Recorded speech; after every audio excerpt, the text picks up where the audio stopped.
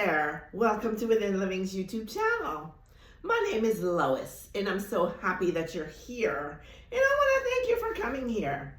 So here at Within Living, whether it's here on YouTube or on my blog at WithinLiving.com, or my coaching courses or curated one-on-one coaching, or any of my content you might find around the internet, right? All our conversations are going to be focused on spirituality. And when I say spirituality, I'm talking about consciousness, living in consciousness, having been awakened to the realization that you're far more than just your flesh and blood, you see, and that you are in essence a spiritual being.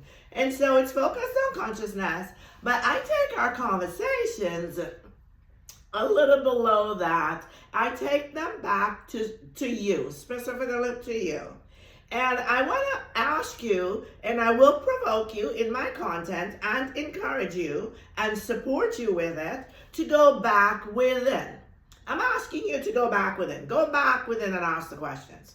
What questions? Any question that you might have that is relevant to you, to who you are, what about your existence, about your spiritual identity, about your spiritual journey, about your spiritual growth, about your spiritual life, or about any aspect of your life. It doesn't matter. About making a decision. Yes. Go back within. Because you see, when you go back within and ask the questions, you're going to get an answer. You're absolutely going to get an answer. Source can't deny you. The source of you can never deny you. It cannot deny you, because to deny you would be to deny itself, okay? So it is always going to answer you. And when it answers you, it's going to answer you in a way that is absolutely, totally unique to you, specifically to you.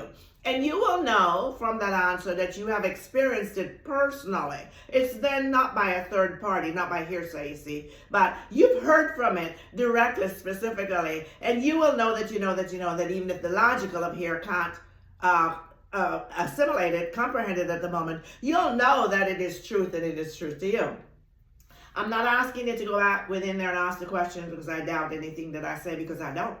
I'm asking you to go that you can experience this for yourself. And in the process of that, develop this relationship with your inner being, with your inner self, the God within you, because it is by far the most important relationship you could ever have.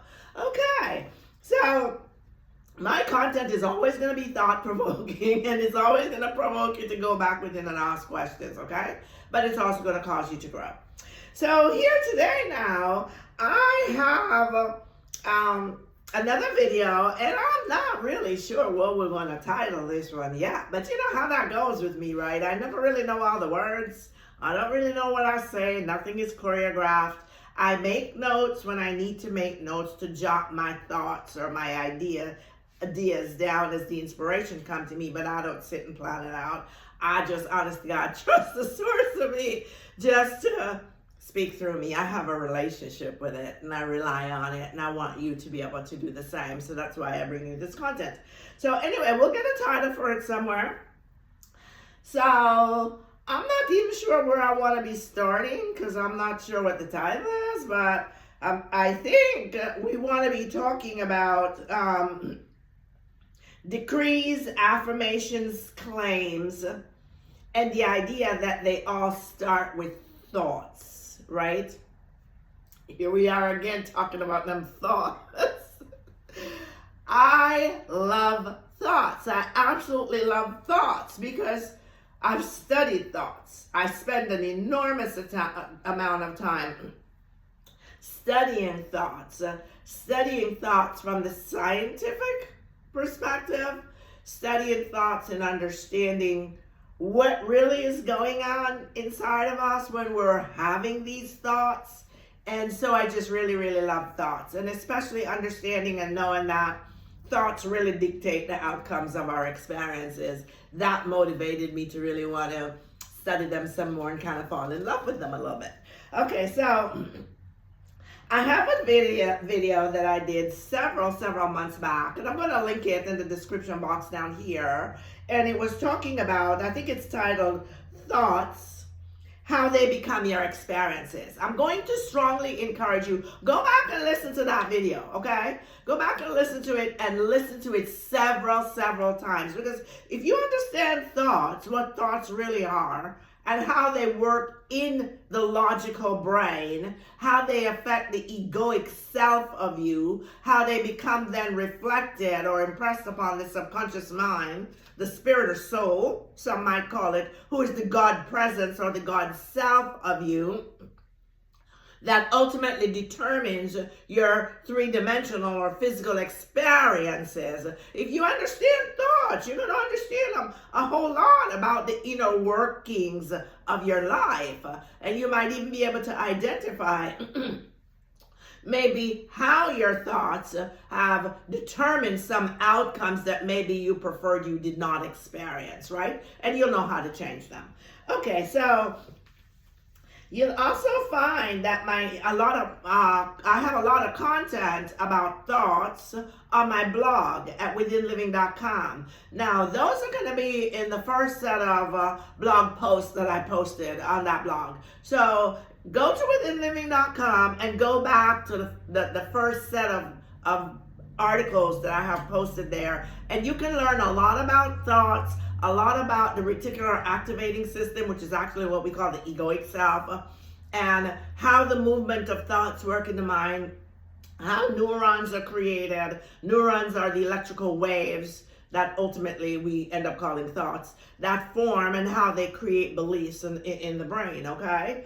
All right, so go there and check that out.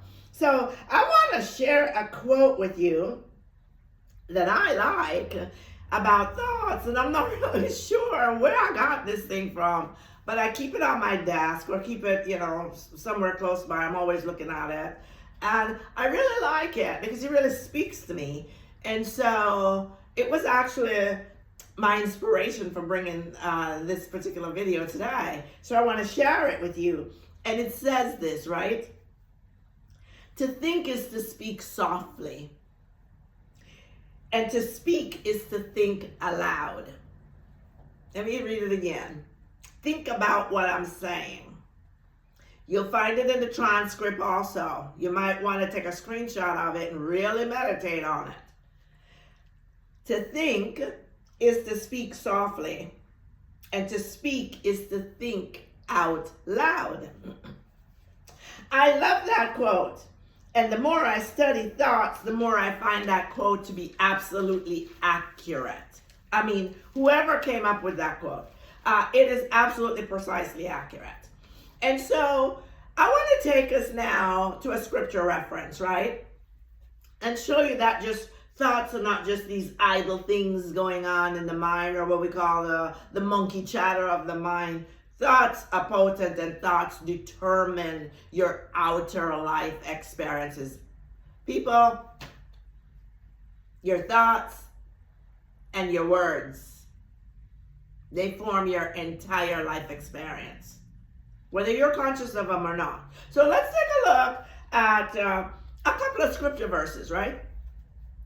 And so it is recorded in Proverbs 18:21, and I'm going to quote. So bear with me, I'll be looking down a bit today. Okay, so it says, Proverbs 18:21, death and life are in the power of the tongue, and they that love it shall eat the fruits thereof. Now think about that for a moment. Death and life are in the power of the tongue. What do you think that means? Think about it. Really. Contemplate that one. Make a note for yourself. And that's a good one to go within yourself and ask the question about what exactly does that mean, and really contemplate that. Ask to be shown a deeper understanding of what that means, right? So I want to now go and talk about what is the tongue. I'm going to come back and address what it means to you, or what I think it means. But let's look at what the tongue is, so we understand why the tongue in this context is important. So the tongue, looking at the tongue, that sounds silly, right? Yeah. When the idea came to me, was like, what? Okay. But anyway, Here's a definition. The tongue is defined as it's a fleshy muscular organ used in reference to a person's style or manner of speaking. You can't speak without the tongue, right? No. You can't speak without the tongue. And so if we go back to the previous quote where we said to speak is to think out loud, it's the thought then that we're entertaining secretly within. The tongue is the instrument, physical organ, instrument that is giving voice,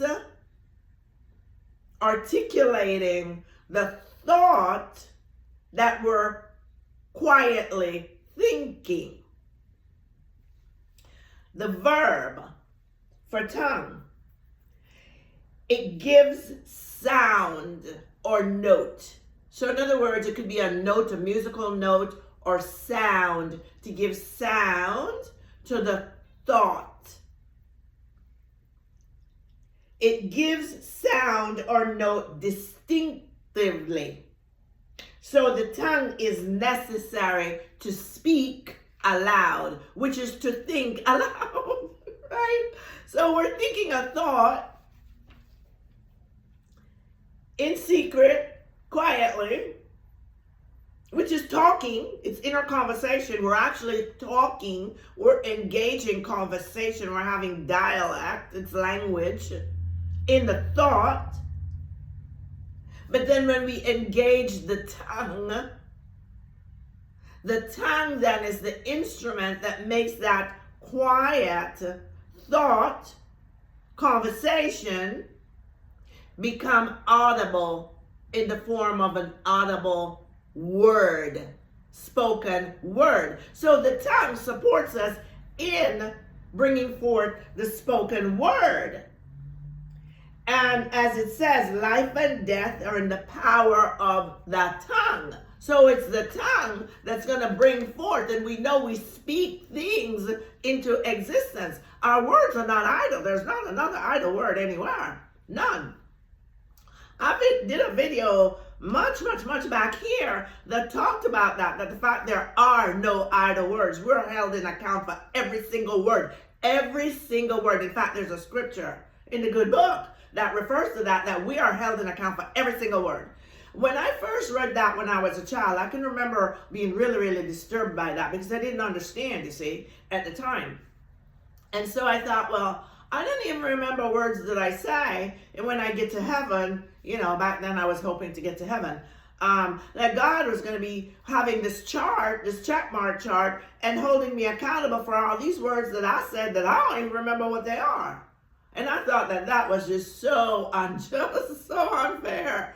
Not until I was awakened and really began to do my own digging and my own questioning, asking the question, and in my own growth process, having the understanding that, yes, I'm accountable for every single word that comes out of my mouth. We had a video back here somewhere that talks about cause and effect, right? The law of causation. I'm actually going to link it here for you also. You should go back and look at that as well. Then the law of causation actually helped me to realize that, yes, I am accountable for every single word that I speak. Every word that I speak. Because every word that I speak starts within me. It comes from my thoughts. So if I am being mindful and I'm living in consciousness, which is to be present and be present with my thoughts, then I'm going to hear a thought before I say it. I'm going to be quick to listen and slow to speak. And the good book talks about that. There's so many references in being slow to speak. When I'm slow to speak, I'm going to listen. I'm going to hear the thought. I'm going to observe the thought. I'm not going to judge the thought. And then I'm going to choose my own thought that I'm choosing to have about a situation, whatever that might be, or not to have. And if I'm choosing to have a thought, that's the thought I am willfully choosing And if I'm speaking it, then I am choosing to speak that word. Therefore, I understand that once I speak that word, I am accountable for it, because it will bear fruit. That's what it means. We'll bear account. It's not like God with the chart that's check marking off all these words. It's us. Every word we speak bears fruit in our lives and in the life of another. In the life of another, as we sow, so shall we reap. As I do unto you, I'm doing unto me. So whatever the words are, the thoughts are that I am sending forth, speaking forth, or entertaining quietly up here toward you, my friend, I'm doing them also to myself, because you see, at the end of the day, we're the one. There's no separation there. Okay, so let's look at some more references. In Mark 11:23, and I love Mark 11:22 through 24, but Jesus was speaking, and he says, it's written that he says, truly, I tell you that if anyone, and I want you to make note of the word anyone, okay? Anyone, say, which is to speak, to this mountain. Again, it's your words, your thoughts being articulated by the tongue, given voice, to speak to this mountain, be lifted up and cast into the sea, and does not doubt, but believes that the things which he says will be done, he or she will have whatsoever he or she has said. So again, it goes back to what I just previously said. We are judged by our words. And it goes back to the very first reference, which was Proverbs 18:21, right? Life and death are in the power of the tongue.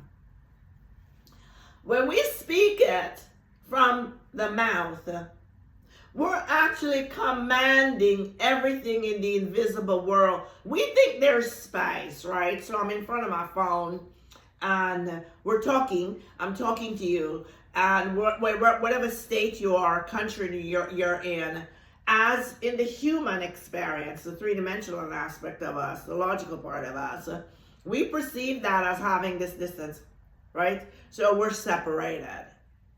But in truth, that's just an illusion. That's a human construct. Below that, if you go within, in the spirit, the true identity or God's self of you, there can be no separation. It's the same God in me, who is the same God in you. And this here in between us, between me and the phone, between me and you, that we call space, is the infinite field of infinite potential, of infinite possibilities. It is the super conscious mind. It is the Lord. It is the God. It is God. All of us and everything are within it. So there can't be no separation. So whatever we speak, we're not speaking it to the wind like we say, blow it to the wind. The wind is also the source. The wind is consciousness. So if we're speaking it, we're blowing it to the wind, right? We're blowing it to consciousness. And when we blow it to consciousness, whatever we impress on consciousness, it doesn't matter. Consciousness says, the scripture we just referred to where Jesus was talking, and he says, right, truly I tell you, if anyone, remember I said note the word anyone, that means anybody, anywhere. Didn't say anybody, a certain body of a certain religion, a certain body of a certain title, a certain body of a certain position in life, a certain body of a certain amount of wealth. It didn't say that. Anyone, that means it includes all and it excludes none. That means you and I. So any one of us have the power of the tongue to speak life or death. When we quote unquote curse something or someone, we're in essence decreeing a death to it. Can it die for truth? There is no death in the source.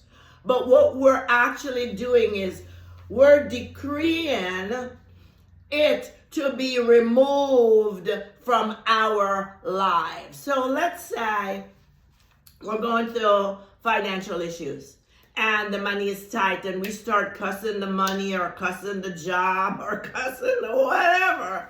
We're not understanding that when we're doing that, we're actually speaking, quote unquote, the curse to it.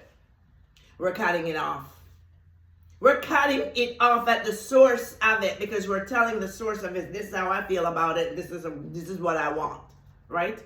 On the other hand, when we speak the blessing over it, when we share the love, we shower the love on it. When we speak the good words of virtues, when we have the high expectation of the positive outcomes and we just are affirming, this is working in my good. It doesn't matter what it appears to be in the external world. It's working in my good. Everything always works in my good. Don't you see I'm speaking life? I'm speaking abundance. I'm speaking prosperity into the life. When I speak that to you, I'm speaking that over your life. Life and death are in the power of the tongue. When we have a headache and we keep saying, oh, I feel so sick, I feel so sick, I feel so...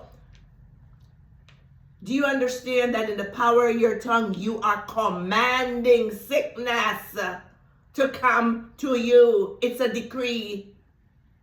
As you keep, it's an affirmation. You don't even have to affirm it a million times. You say it in an authoritative, the tied tongue is really getting in the way. You say that with authority and with a certain energetic output to it. It's a decree and it is going to manifest in your life. Maybe not this morning, but some other point in time. And when it happens, we always say, why is this happening to me? What did I ever do? How did this come? We did it. We did it. We did it. So instead, why don't we just say, I'm so grateful that within me, I'm divinely healthy. I am so grateful that within me, everything is working for my good. I am so grateful that I overcome. This thing is being removed from me. I am so grateful I'm free of this headache.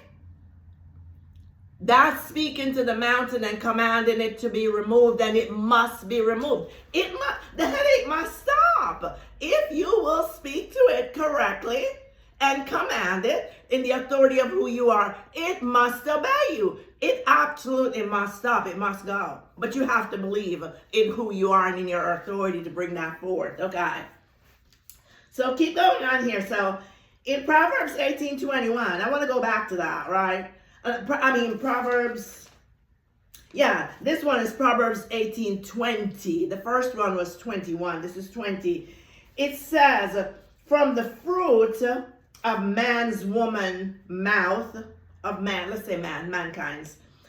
From the fruit of mankind's mouth, his stomach is satisfied. He is satisfied by the yield of his lips. Okay. Did you get that? Go back to what I just said about the headache. It's the same principle. From the fruits of mankind's, humanity's mouth, his stomach is satisfied. He is satisfied by the yield of his tongue. So when we look in the checkbook or in the bank account and we don't see the numbers we would prefer to see or we think we need to have, and we start focusing on what's not there, what's not there, what's not there, and the ego starts reminding us of all of what has never ever been there, we don't put it in check, then we are in fact affirming, because those inner thoughts, remember, they're words spoken softly, we're actually affirming the lack that we are seeing. So we're continuing to identify with the reflection of the three-dimensional world that is only a reflection of the limiting beliefs of who we were. And when we're in the process of transformation, transformation is not like a shot, boop. You get a revelation, it's true. But it's a growing process. It's an expansion of your energetic level. It's an expansion of you. It's an expansion, right? So, when we're not present with the thoughts, going back to this one here, and we keep focusing on what's out here in the checking account rather than going within us. That's why I keep telling you, go within. Everything is within you. The kingdom of God is within you. You're the abundance. The abundance is not the money. I keep telling you all that. You just have to start believing it. You start after meditating on it and ask the questions for yourself. You'll know. The abundance is not the money. The abundance is you. The abundance is you. You are the abundance at the source of your existence, you say. You are the energy of the abundance. You are the very source of your own abundance. You're the source of your own abundance or the source of your own lack, whichever one you're dealing with. And you are it because it's what you are professing or confessing or accepting that you are. You only experience, my friend, what you believe you are, who you believe yourself to be. So if what you're seeing in the three-dimensional world is not who you prefer to continue to be experiencing being, then you simply begin to put in check with the power of your word. I am abundant. Oh no, I have a supply of money. I am the source of my abundance, and because I am the source of my abundance, I always have an infinite supply of money. I am one with the infinite source who is God. God supplies all of my needs. I came to life super abundantly supplied. Money is coming to me from somewhere. I couldn't care less where it's coming to me. I have enough money. I always have enough money. That is speaking life over yourself. That is speaking life into your abundance. That is speaking life into your stomach so your stomach can be satisfied, right? In having an abundance of money to buy yourself an abundance of food or whatever that is you want. Okay, so moving on. So one more here.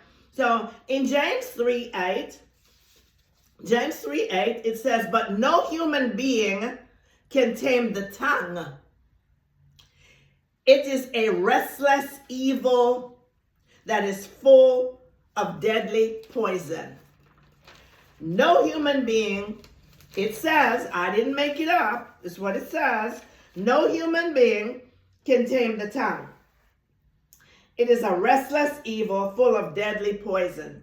So how does the tongue and speech come forth? How do we tame the tongue? We can't tame the tongue, in other words, is what that scripture is saying. You can't tame the organ. The organ is there to serve you. And the organ doesn't ask, doesn't judge, it is impartial. It don't care what thought you allow it to take the form to. It simply brings it forth for you. So the only way you can manage the tongue is by managing your thoughts. Because your tongue is responding to the quiet word of your thoughts that you are allowing to come forth through the mouth to be articulated by the tongue. So, thoughts are definitely, thoughts are defined, I'm sorry, I made some notes right here on this right here. Thoughts are defined as mental cognition, ideas, opinions, beliefs about not just ourselves, but our world. It's how we see the world. If we see the world as just a very harsh place to be, life is that B word there, then that's what life has to give back to us. If we see the world as life is just an uphill battle, an unjust place, an unfair place to be, then life has to give us that experience. And how we see life is based on our thoughts. And our thoughts are formed based on our perceptions, how we perceive it, and of our ideas and our experiences. So, as I know we've talked about on this channel also before, a lot of our experiences or perceptions come from things that were given to us with good intention, but they really are not helpful to us. So we need to go back and reassess them. Go back and reassess, how have we been perceiving ourselves? How have we been thinking about ourselves? How have we been thinking about our world? Okay, thoughts can occur or experienced in different ways, right? So thoughts can be words supported by the tongue. But thoughts can also be pictures, your imagination, and that's where some of the most dangerous thoughts occur. We sit around and we call it daydreaming, or we're in a fantasy world. They're mental images. And those are the most potent thoughts, because when we entertain those, we're interjecting our five senses, or at least some of the senses, into the impressions of those imaginations. And when we do those, the egoic self is less apt to resist them. Therefore, they're more apt to be immediately impressed upon the subconscious mind. And the firmer or more defined the impression is, the faster that experience will become our physical world. Okay, so thoughts are energy. They're potent energy. Thoughts are simply just energy. They're electronical waves. They're thoughts. We have a thought, that's called a neuron. And those neurons then just keep, the thoughts of, each thought is a neuron, and every time we have the same thoughts, those same neurons keep wiring, firing and wiring together to form this network.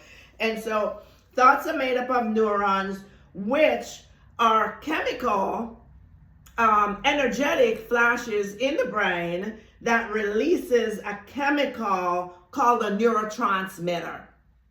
Okay? And which the neurotransmitter then generates electrical signals to other neurons of the same kind. So like I always tell you about affirming, the reason why you affirm, it's one kind of thought. It's a thought pattern. And we're having this one thought pattern. And the more we're having this one thought pattern, the brain is releasing the chemical neurotransmitter, right? Releasing neurotransmitters, which are then giving an electrical signal within the brain, because everything is energetic, to a previous thought of the same exact affirmation. And they're wiring together until they solidify to create a new belief or a new hardwire structure. When I say hardwire, I don't mean like in the physical world, but a new wiring structure in the brain that becomes then accepted as a habit and then a belief, and is submitted to the subconscious mind or the soul or the spirit, whichever you call it, as the conviction. Okay, so there are thousands of like neurons wiring together and firing together to create your conviction. Okay, this is why repetition. So when I tell y'all to do repetition and people push back and say, well, I don't feel like doing it and I don't like doing it, I say, don't do it. You don't have to do it. Because if you don't do it, you're still going to suffer. Oh, pardon me there. You're still going to suffer some of the same consequences, right? So just be mindful of your thoughts. Okay, so thoughts are these electrical charges, like we say. They're different from thinking. A thought is not, it's an electrical impression, right? When you're thinking now, what you're doing is you're taking all these neurons, these electrical impressions, which are different thoughts, and you are formulating them together in an organized structure. That actually is an imagination. So I have a thought,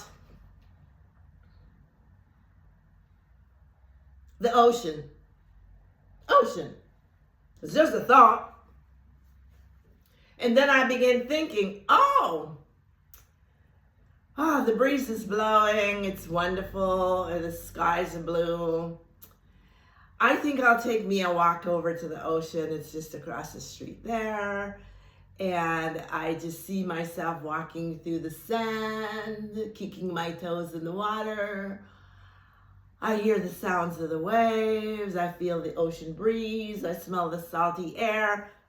I'm entertaining thinking by associating a number of different thoughts, right?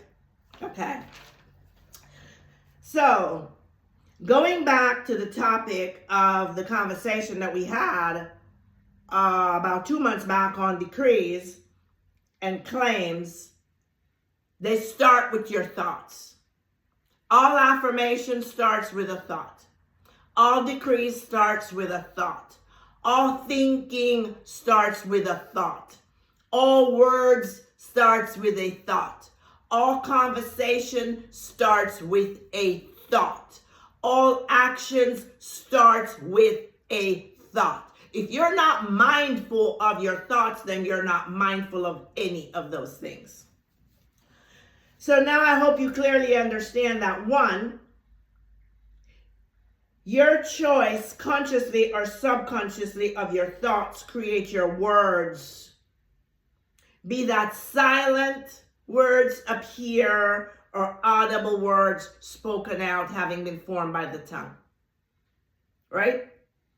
Two, that your words, silent words, in your imagination, you're speaking silently to yourself. They're also decrees, affirmations, claims. They're still words. You're still having a conversation. You know it's up here. And those become your expression. And three, you speak it into existence. I don't care what it is, my friend. If you're speaking it, you're speaking it to come forth. And if you speak it with authority, it is coming forth very quickly. And if you keep speaking it repetitively, even if you speak it with no emotions, and we know now scientifically that in what they call robotic affirming, you don't have to feel anything. You don't have to. When you impress the subconscious mind with 10,000 affirmations, right, to create a new brainwave pattern, you don't have to feel it. No, you don't have to imagine it. Just keep repeating it like a robot.